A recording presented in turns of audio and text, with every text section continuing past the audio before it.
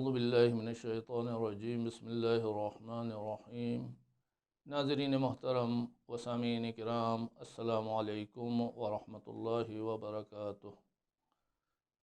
مسائل اجتماعی کے سلسلے میں گفتگو چل رہی تھی، لیکن عام روش سے ہٹ کر ہم نے کوشش یہ کی کہ خداوند عالم ہمیں جو کہنا چاہ رہا ہے، انبیاء اور ائمہ جو ہمیں سمجھانا چاہ رہے ہیں، ہم اس کو سمجھنے کی کوشش کریں۔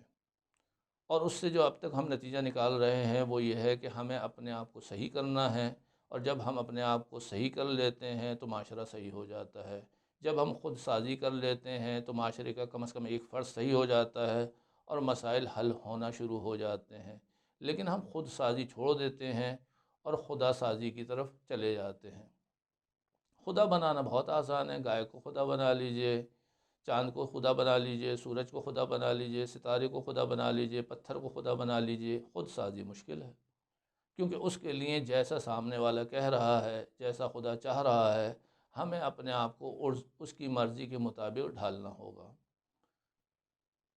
جب ہم حدیث قدسی میں پیغمبر صلی اللہ علیہ وسلم کے باب میں پہلی روایت کو دیکھتے ہیں تو وہاں پر حدیث قدسی میں ہمیں یہ پہلی حدیث باب پیغمبر میں ملتی ہے کہ خداوند عالم یہ کہہ رہا ہے کہ بندہ جس حالت میں مجھ سے زیادہ نزدیک رہتا ہے میں اس کو ویسا بنا دیتا ہوں۔ اگر ایک شخص جو ہے مال اور دولت کی فراوانی میں مجھ سے نزدیک رہتا ہے تو میں اس کو مال و دولت فراوان دے دیتا ہوں۔ ایک بندہ فقر و فاقے میں مجھ سے زیادہ نزدیک رہتا ہے تو میں اس کو فقیر کر دیتا ہوں۔ ایک شخص صحت کی حالت میں مجھ سے نزدیک رہتا ہے تو میں اس کو صحت دے دیتا ہوں۔ ایک شخص جو ہے مریضی میں مجھ سے نزدیک رہتا ہے تو میں اس کو بیمار کر دیتا ہوں۔ ایک بدلتے حالات میں مجھ سے نزدیک رہتا ہے تو میں اس کے حالات بدلتا رہتا ہوں۔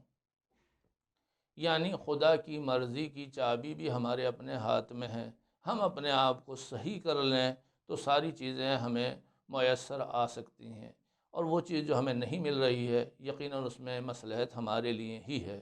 جیسے کہ ایک شخص آتا ہے پیغمبر سے مال کا تقاضا کرتا ہے، پیغمبر انکار کرتے ہیں 2-3 دفعہ کے بعد بھی، پھر جب وہ اصرار کرتا ہے پیغمبر کچھ درہم دے دیتے ہیں۔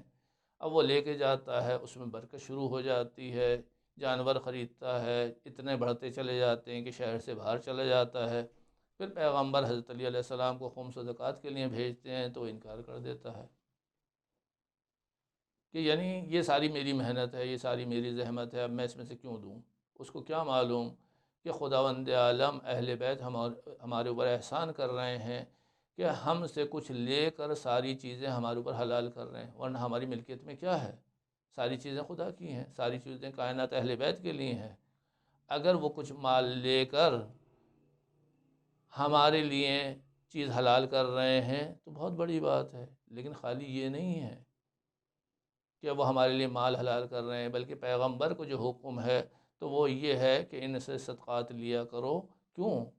تاکہ تو طاہرہم، خود ان کی ذات کو تم اس کے ذریعے سے پاکیزہ کرتے ہو، تطہیر کرتے ہو، خالی مال کو ہی نہیں۔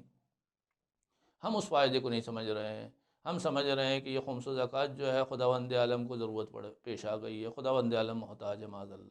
نہیں، یہ ہمارے فائدے کے لیے ہیں، ہمارے مال میں برکت کے لیے ہیں، ہماری جان میں طہارت کے لیے ہیں، تزکیہ کے لیے ہیں، خلوص کے لیے ہیں، خالص کرنے کے لیے ہیں، کہ ہم رنگ خدائی میں ڈھل جائیں، اس کے لیے ہے۔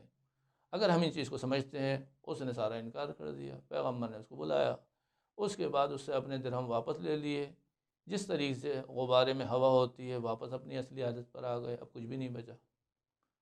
تو ہمیں اس چیز سے ڈرنا چاہیے کہ یہ جو نعمتیں ہمیں خداوند عالم نے دی ہیں، ہماری ناشکری کی وجہ سے یہ نعمتیں ہم سے زائل نہ ہو جائیں، اور مخصوصاً جو سب سے بڑی نعمت ہمیں ولایت کی شکل میں، امامت کی شکل میں خدا نے دی ہوئی ہے، اس سے دنیا اور آخرت میں ہمیں فائدہ اٹھانا چاہیے، اور اس کے لیے ہمیں ان کا تابع ہونا شرط ہے۔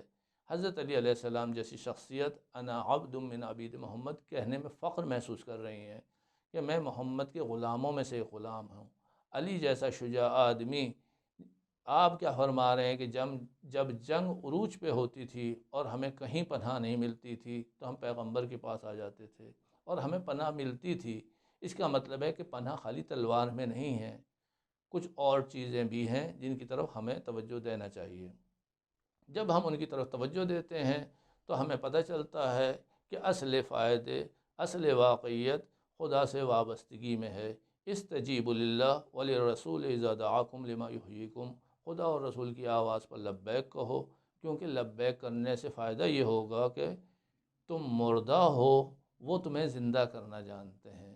جب تم ان کی طرف توجہ کرو گے تو تمہارا توجہ کرنا ایک احسان ہے، اور ان کا احسان تمہارے اندر زندگی ہے، تمہارے مال کے اندر پاکیزگی ہے، تمہاری جان کے اندر پاکیزگی ہے، تمہارے لیے دنیا بھی اچھی ہو جائے گی، تمہارے لیے آخرت بھی اچھی ہو جائے گی۔ وآخر دعوانا ان الحمد للہ رب العالمین۔ السلام علیکم ورحمۃ اللہ وبرکاتہ۔